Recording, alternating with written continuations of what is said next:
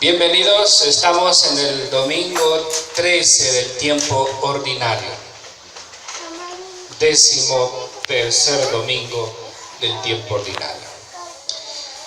Hoy voy a tocar la reflexión en base al Evangelio.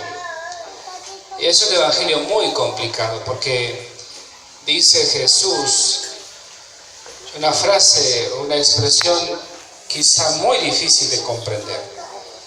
Dice: el que quiere a su padre o a su madre más que a mí, no merece ser mío.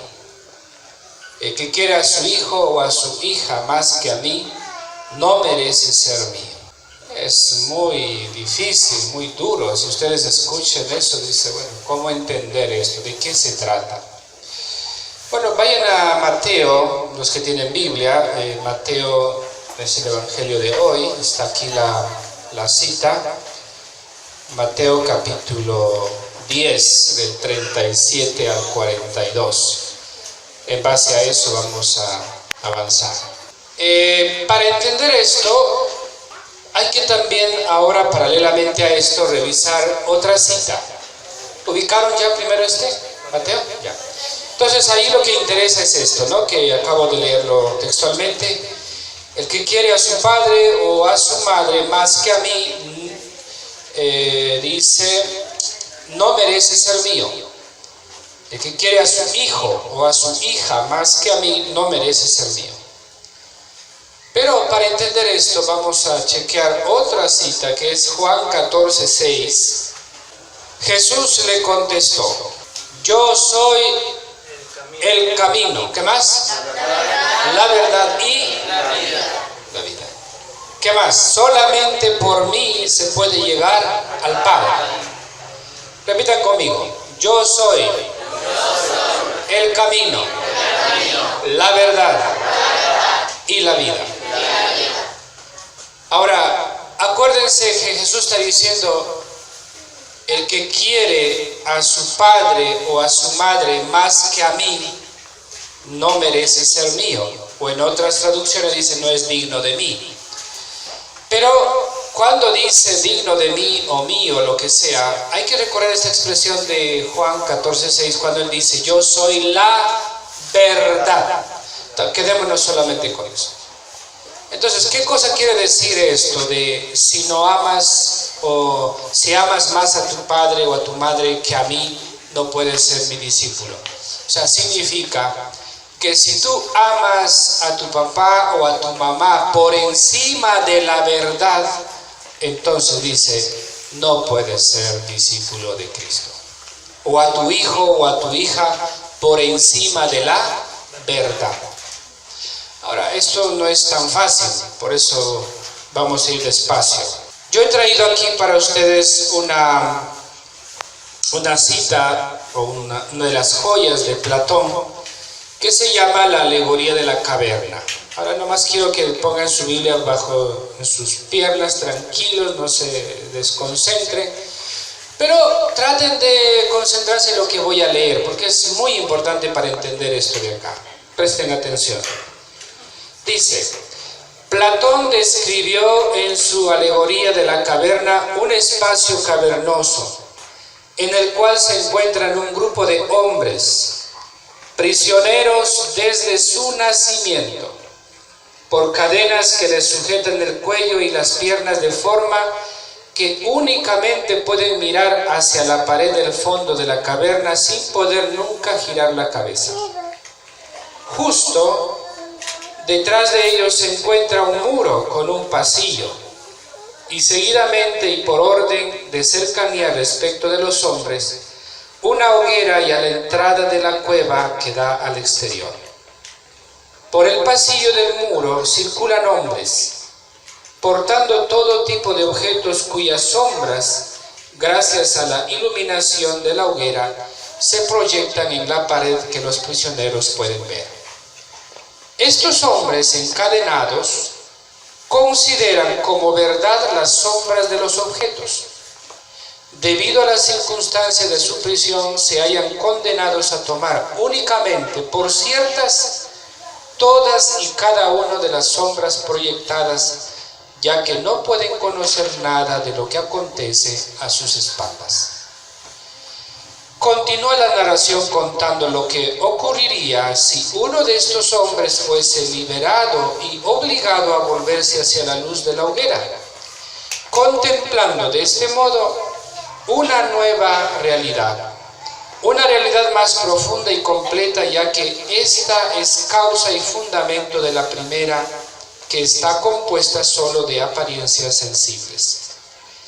Una vez que ha asumido el hombre esta nueva situación, es obligado nuevamente a encaminarse hacia afuera de la caverna a través de una áspera y escarpada subida, apreciando una nueva realidad exterior. Hombres, árboles, lagos, astros, identificados con el mundo inteligible, fundamento de las anteriores realidades, para que a continuación vuelva a ser obligado a ver directamente el sol y lo que le es propio. La alegoría acaba al hacer entrar de nuevo al prisionero al interior de la caverna para liberar a sus antiguos compañeros de cadenas, lo que haría que estos se rían de él. El motivo de la burla sería afirmar que sus ojos se han estropeado al verse ahora cegado por el paso de la claridad del sol a la oscuridad de la cueva. Cuando este prisionero intenta desatar y hacer subir a sus compañeros antiguos hacia la luz, Platón nos dice que estos son capaces de matarlo y que efectivamente lo harán cuando tengan la oportunidad, con lo que se entrevé una alusión al esfuerzo de Sócrates por ayudar a los hombres a llegar a la verdad y a su fracaso al ser condenado a muerte. Bueno, para los que no han entendido, porque esto es filosofía, ¿qué cosa quiere decir esto? Los que están, dice, en la caverna son aquellos que nunca han conocido la verdad de las cosas y han creído o han vivido siempre creyendo que la sombra que ven, eso es la realidad o esa es la verdad. Y cuando uno de ellos dice, sale y les dice lo que ha visto y vuelve, dice, es probable que lo maten. ¿Por qué? Porque no lo van a entender y además no le van a creer. Bueno, ¿por qué he citado a Platón hoy día? Porque cuando Jesús dice, el que quiere o el que ama a su padre o a su madre más que a mí, no es digno de mí. Lo que está diciendo es, aquel que ama a su familia, padre, madre, hijo, esposa, hermano, más que a la verdad, no es digno de mí. Con el ejemplo que voy a poner probablemente se entiende mejor. Pero antes, todos los que hemos o estamos haciendo el camino de la fe, parejas, guías, catequistas, catequesis familiar, o sea, todos los que alguna vez han empezado el camino de la fe, se supone que hemos salido de la caverna y hemos visto, ¿qué cosa? La luz. ¿Qué quiere decir eso? Que hemos visto la vida de otra manera, porque hemos conocido a aquel que es el camino, la verdad y la vida.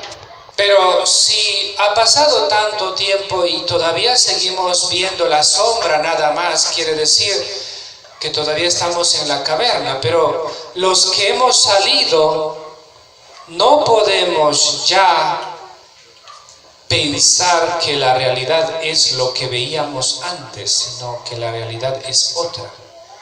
Que la vida ya no es como lo aprendimos en casa, porque los abuelos y los padres nos han enseñado lo poco que tenían, tal vez equivocadamente. Que la vida es como Dios nos lo acaba de enseñar. Entonces, si hemos salido de la caverna, ahora como cristianos tenemos que ayudar a los que están en la caverna a quitarse las cadenas y ayudarles a salir para que vean, ¿qué cosa? Para que vean la luz. Y cuando dice Jesús que inclusive tienes que amarlo a Él más que a tu propia familia, está diciendo que tienes que amar a la verdad, a la luz, por encima inclusive de tu propia familia. Un ejemplo, los que están en la caverna, ¿cómo aconsejan a una chica de 15 años que salió embarazada? ¿Cómo le aconsejan? ¿Qué le dicen? Que aborte. ¿Por qué? Porque ese hijo es un problema, porque va a truncar su futuro, porque puntos suspensivos. Pero uno que vio la luz, que ya salió de la caverna, ¿qué debería aconsejar a esa chica? ¿Qué debería aconsejarle? Que siga adelante, que sobresalga. Que asuma su... Ok, ¿se dan cuenta? Y a veces por hacer eso, sea el madre o el padre, tiene que a veces ponerse en contra de su propio cónyuge, en contra de su propio hijo, en contra de su propio padre o madre. ¿Por qué? Porque está defendiendo la vida, está defendiendo la verdad. Hay una vida en juego y a esa vida no se la puede matar, sino se tiene que proteger y cuidar aun cuando no haya sido engendrado correctamente. ¿Se entiende o no se entiende? Ahora un ejemplo un poquito más difícil. Cuando en una familia, un hijo, por jugar, por lo que sea, hurta con otras personas y lo capturan y lo llevan a la cárcel, la familia que está en la caverna normalmente, ¿qué hace? ¿Qué hace para que su hijo no vaya a la cárcel? Miente, dice que no es. Vamos para la corrupción.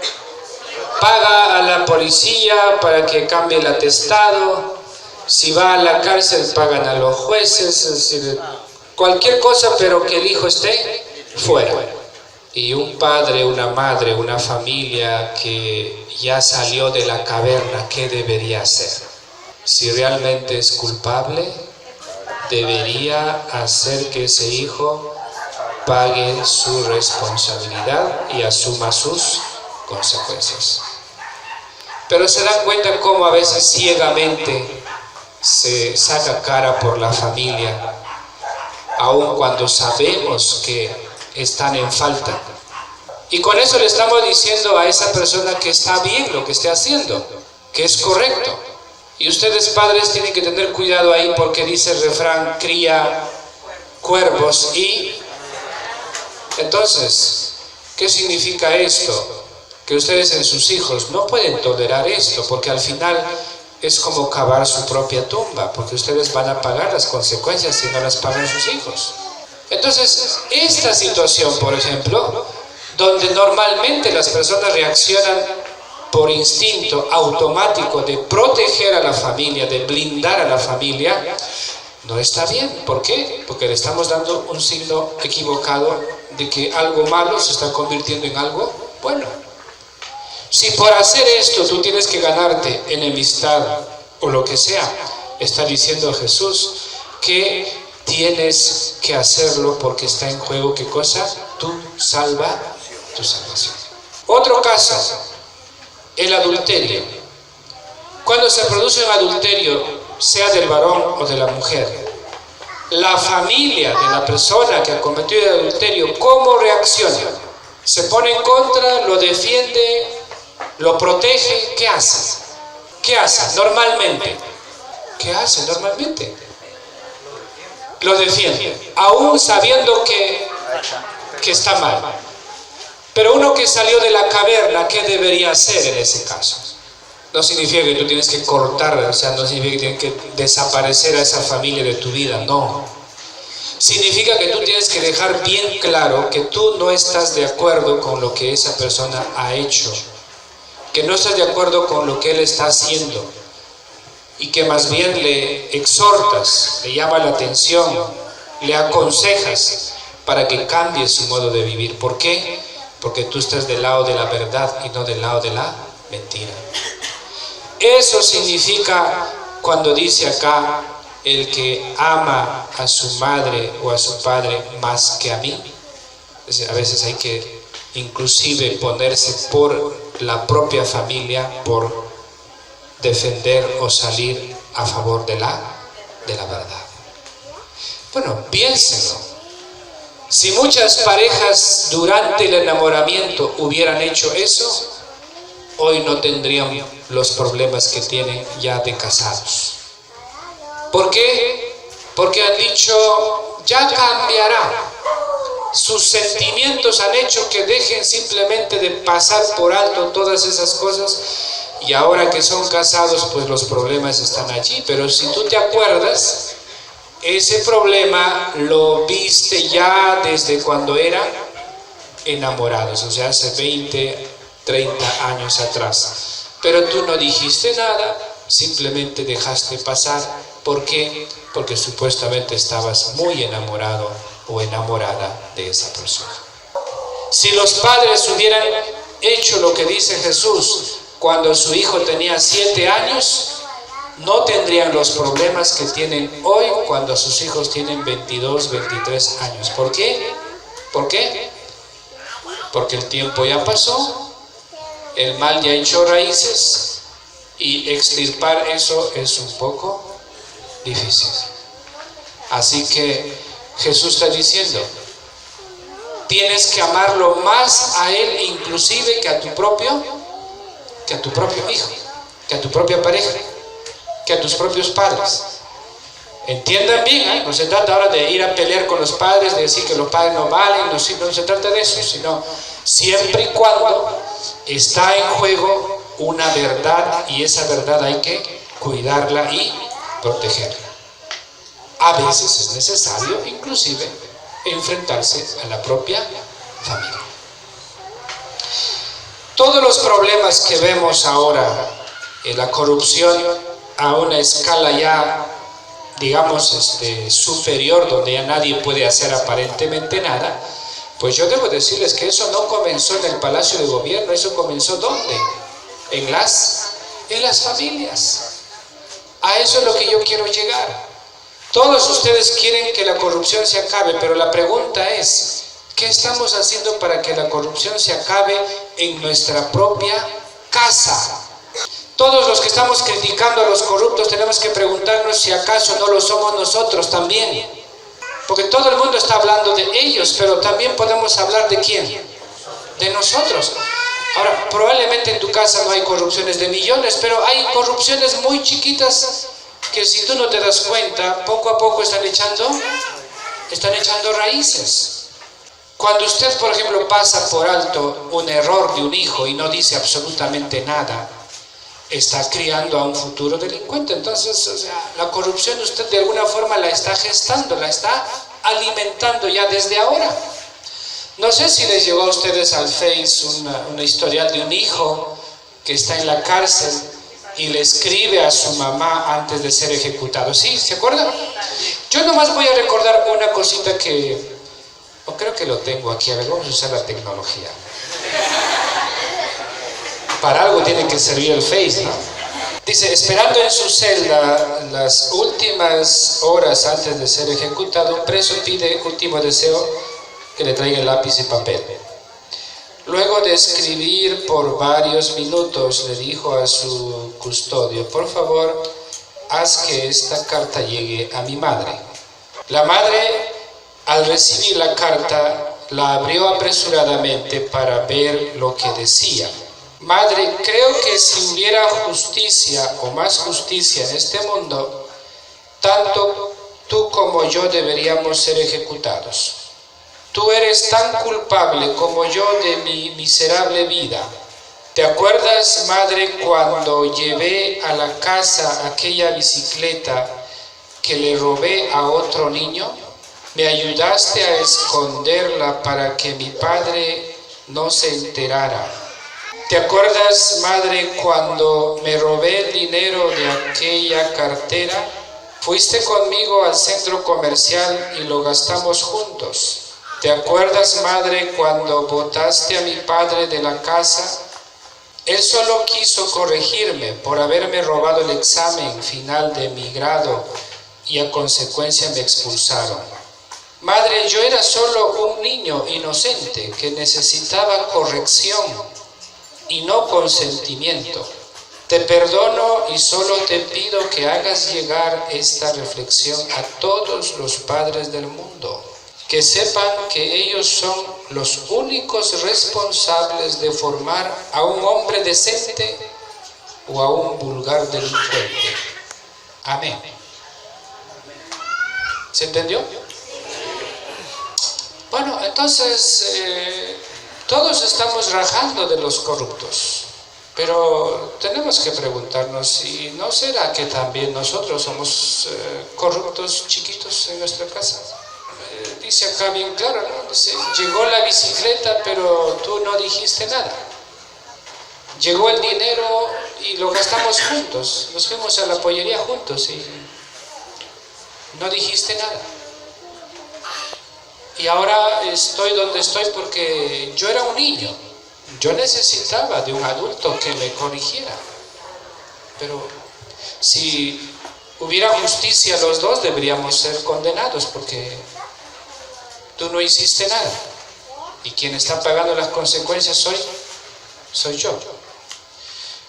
Bueno, entonces, aquí no se trata ahora de decir, bueno, pues entonces tengo que pelearme con todo el mundo. No se trata de eso. Se trata de corregir, de defender lo que es correcto en el momento oportuno, aun cuando tengas que ponerte en contra de medio mundo.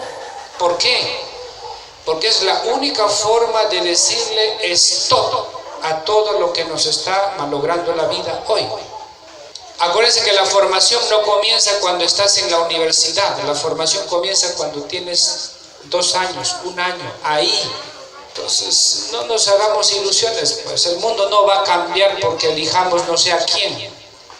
O sea, por eso vuelvo a decir, ustedes escuchando esto que acabo de leer, pregúntense, no vayan a hacer que estén permitiendo actos de corrupción en su propia casa, entre hermanos, entre padres e hijos, entre enamorados también. Que la flaca le roba la plata a la mamá y con su enamorado se van a la pollería o al hotel o donde sea y saben que esa plata le robó a la mamá, entonces pensemos un poco, ¿no? O sea, al final, ¿qué estamos haciendo, no? O sea, ¿qué estamos construyendo? Entonces, o el hermano que le coge a la mamá del monedero y los dos se van a comprar no sé qué, pero o sea, al final, ¿qué? Entonces ustedes a veces dicen, no, pues son niños, son 10 céntimos, no pasa nada, pero pues con 10 céntimos se comienza, pues. Después se llegan a 20 millones, pues, ¿no? ¿O no? Sí, ¿no? Con 10 céntimos se comienza, pues. Bueno, ¿se entiende o no se entiende, hermanos? ¿Sí? ¿Se entiende? Ok, entonces, repito, Jesús está diciendo, el que quiere a su padre o a su madre más que a mí no es digno de mí. A su hijo o a su hija más que a mí no es digno de mí. Entonces, ¿qué tenemos que hacer? Si queremos cambiar la descendencia, la imagen de este mundo, pues comencemos por cortar esos chiquitos actos de corrupción que en todas las familias hay, en todas las casas hay. Y no digamos que no. La mamá, cuando su hijo llega con 5 colores que no son suyos del colegio, no dice nada. Y al no decir nada, ¿qué le está diciendo a su hijo? Que está correcto lo que está haciendo. Ya pues, si tú no dices nada, entonces ya estás diciéndole a tu hijo, sin decirle nada, que eso está bien. Entonces después no te escandalices cuando ese llegue a ser adulto y psicopáticamente pues diga, no, yo no robé, no, yo no sé nada, y punto. Porque la clase política que llega a robar y después dice que nunca robó nada a pesar de que hay pruebas, eso ya es psicopatía política. Es decir, el psicópata es aquel que puede hacer cualquier cosa, pero a él ni le va ni le viene. ¿Por qué? Porque ya perdió lo que se llama la vergüenza. Ya. Entonces, ¿no queremos adultos así? Entonces, desde niños hay que enseñarles ¿a qué? A respetar las cosas, a saber hacer las cosas bien hechas.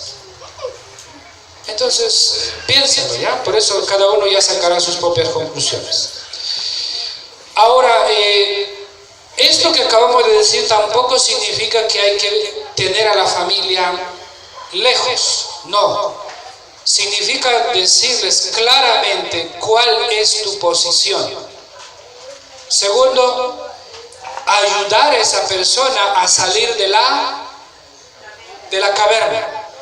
Tercero, mantener la relación de amistad o de familia, pero sin dejarte echar otra vez a la caverna. A veces lo que pasa es que la gente buena, en su afán de ayudar al que está en la caverna, termina entrando a la caverna. Es lo que decimos, ¿no? ¿Qué pasó con aquella persona que llegó sano a un cargo, a un poder, pero después dentro se corrompió? Entonces es que no estuvo atento. Hay que estar atento. Siguiente, si queremos nosotros, como católicos, como cristianos, como gente practicante de la fe, hacer que la luz de Cristo brille, entonces tenemos nosotros también que brillar. Por eso yo diría algo: nunca critiquemos lo que el otro hace si nosotros estamos metidos en el mismo problema. Mejor callemos la boca, pensemos en lo que estamos haciendo y a raíz de eso más bien veamos cómo podemos autocorregirnos a nosotros mismos. Porque a veces, ¿qué pasa? El que más raja del corrupto es el más, entonces ahí no, porque ahí hacemos el ridículo. Entonces no, momentito, ¿no? Por eso tenemos que ser más inteligentes, porque a veces el que más raja, ese es el más corrupto. Entonces no, antes de abrir la boca mejor, a ver, ¿y yo cómo estoy? ¿Y yo cómo estoy en ese sentido? Bueno, pues si estoy bien, si estoy bastante bien, lo mínimo que puedo hacer es ayudar, aconsejar, pero nunca voy a ser el que se cree el santo, el perfecto, y entonces condena a todo el mundo. No. Entonces ahí tenía que tener cuidado, porque todos entre nosotros nos vemos en las calles, en la familia, todos nos conocemos y sabemos más o menos cómo vivimos, de qué pie cojeamos. Entonces no podemos hacer el ridículo de criticar a todo el mundo, porque después decir: oye, pero ¿tú qué hablas? Si tú estás peor que el fulano. Ah, entonces un momentito, voy a tener más cuidado, voy a controlar un poco más mi lengua. Se capta la idea, ¿verdad? Perfecto. Entonces, termino con esta cita de Platón que me llama mucho la atención, cuando dice: prisioneros desde su nacimiento. ¿Qué significa esto? Pues a veces las personas pueden crecer y morir pensando que la vida es de una manera. Un ejemplo: los que han muerto como terroristas, por ejemplo, ellos han estado en la caverna, pero se han muerto dentro de la... Exacto. Porque para ningún hombre que tiene la mente sana, el terrorismo es la opción para el desarrollo. Nunca. Pero ellos se murieron dentro de la caverna. ¿Qué quiero decir con esto? Usted y yo, que hemos conocido la luz, no podemos permitir que la gente muera sin nunca ver la luz. Tú no puedes permitir que tu marido, que tu mujer, que tus hijos, tus hermanos, tus padres, tu nuera, tu yerno, tus nietos mueran sin ver la luz. Eso sería el pecado más grande que tú podías cargar contigo, porque no has hecho absolutamente, no has hecho nada. Por eso lo que tendrías que hacer, si tú crees que ya estás viendo la luz, es que ayudes a los demás a ver la luz, a salir de la caverna. Porque de lo contrario, vamos a terminar mal. Qué lindo sería que un enamorado, ¿no?, le enseñe a su enamorada a salir de la caverna. O una enamorada a su enamorado. Eso, porque al final estarías trabajando para ti. Porque si tu pareja sale de la caverna, los dos verán qué cosa. Entonces la vida será diferente. Ahora me entienden por qué nunca se debe venir a la misa solos. O sea, marido y mujer, enamorado y... Entonces, si vienes solo, pues estás perdiendo. ¿Qué haces solo acá? Estás perdiendo. No va a funcionar eso. a la larga algo va a ir mal.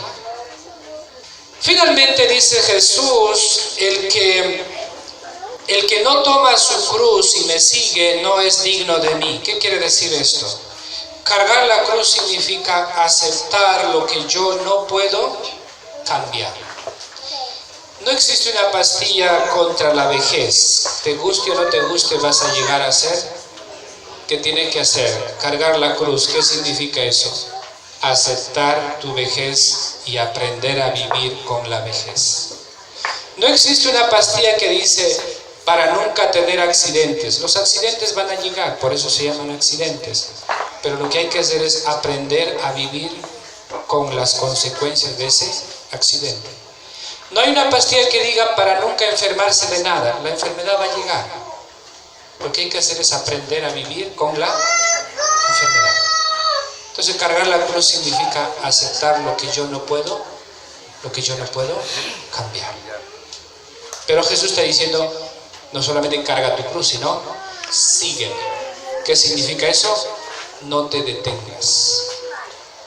Entonces, ¿qué significa? No caigas en la depresión, no te lamentes, no te estanques, sino la vida tiene que continuar. Y eso se llama ser valiente. Eso es ser un buen cristiano.